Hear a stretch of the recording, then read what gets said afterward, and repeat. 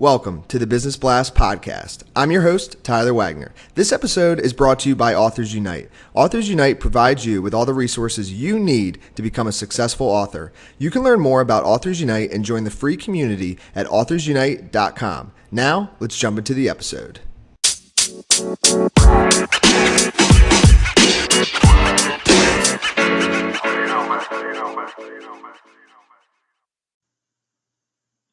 All right, everyone. Welcome back to another episode of the Business Blast podcast. I'm your host, Tyler Wagner. Today I have Aksel Gulukyan with us. He's the Director of Partnerships at Quality Builders Warranty. So welcome to the show, Aksel.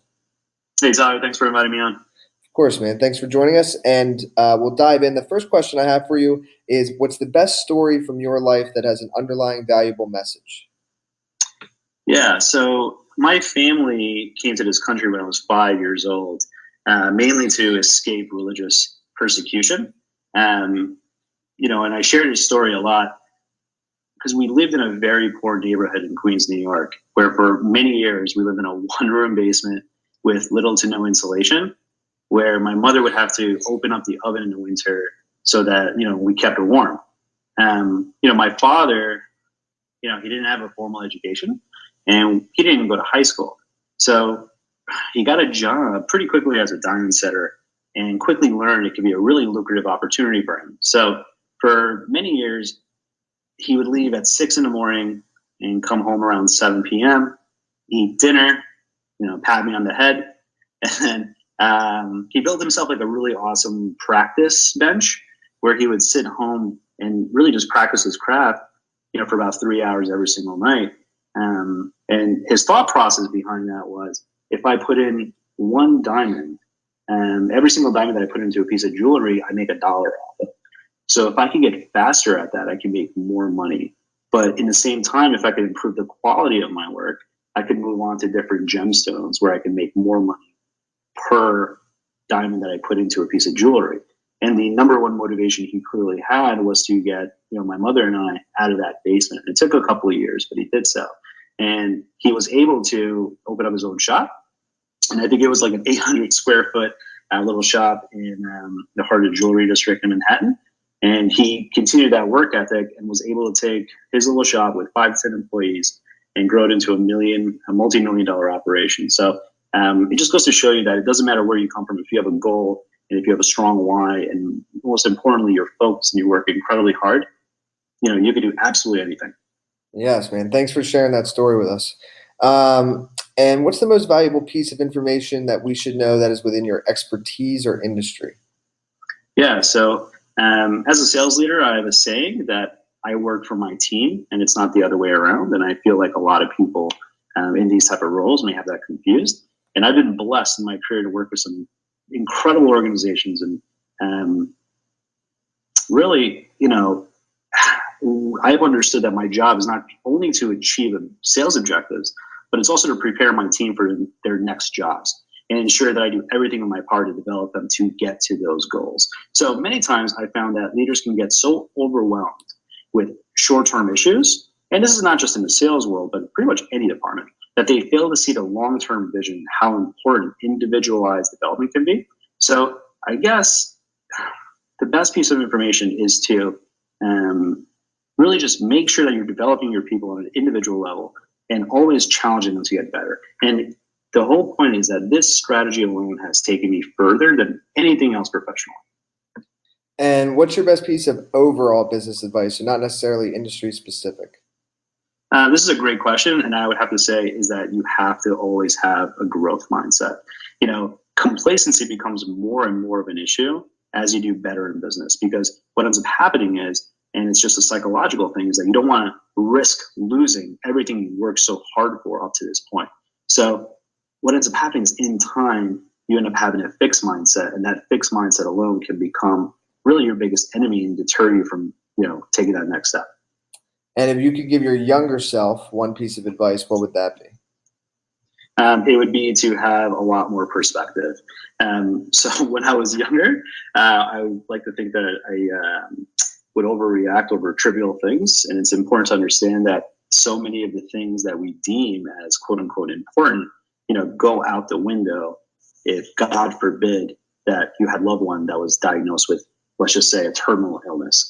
And I take it to that place because it's so true. And this is what keeps me humble and focused, and honestly keeps me working incredibly hard. Is my wife and I, we have an almost 4-year-old, and I like to always, think about, God forbid, if anything ever happened to either my wife or my son, how important is that next meeting? How important is that next sales call?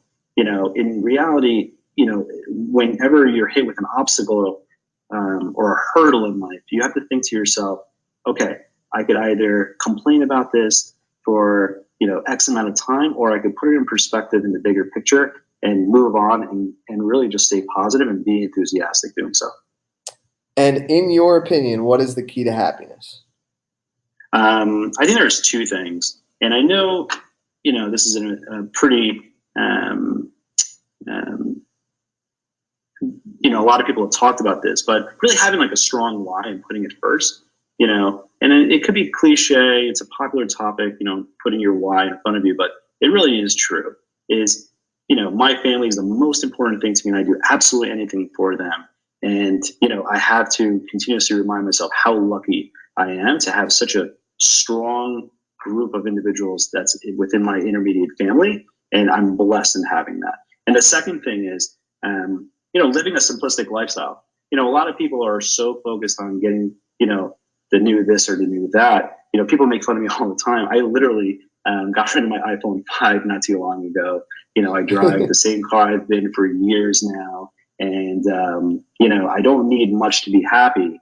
And, sometimes people miss that because, going back to the last question, is there's a lot of people in this world that don't have the gifts and the blessings that we all do. And it's just really reminding yourself of that and putting that into perspective. And what's the best book that you've read, and what was the number one thing you learned from that? I don't know if I have a best book, but the book that I'm currently reading is called Influence, The Psychology of Persuasion by Robert Cialdini, and I hope I pronounced that correctly. It's super interesting, and what it does is it teaches you so much about yourself and how we are conditioned from birth to unconsciously conform and comply.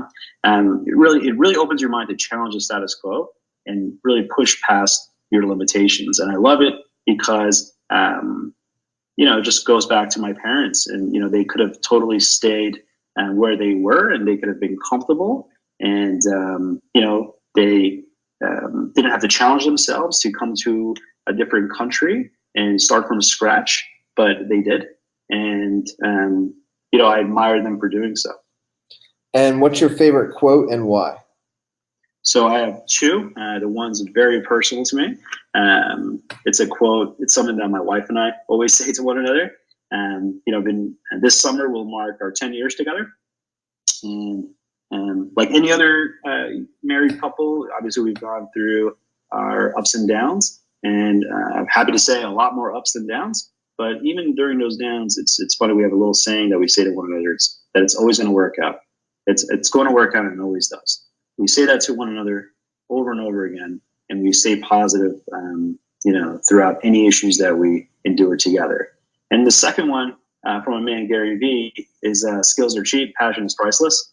And I say that to my reps all the time, where you could be the most skilled person in the world, but if you have zero passion, zero enthusiasm, you're not going to really get far. And people can really just tell during meetings that you actually care, not just about your product, your services, the value that you bring to the table, but most importantly, where the client's trying to go and the problems that the client's trying to resolve. Dude, thank you so much for coming on. Really appreciate it. And the last question I have for you, just before we let you go, is where's the best place for people to find you online? Yes, sir. Best place to find me online is on LinkedIn. You guys can reach out to me and be happy to respond. Thanks so much for the time. Of course, man. We will talk with you soon.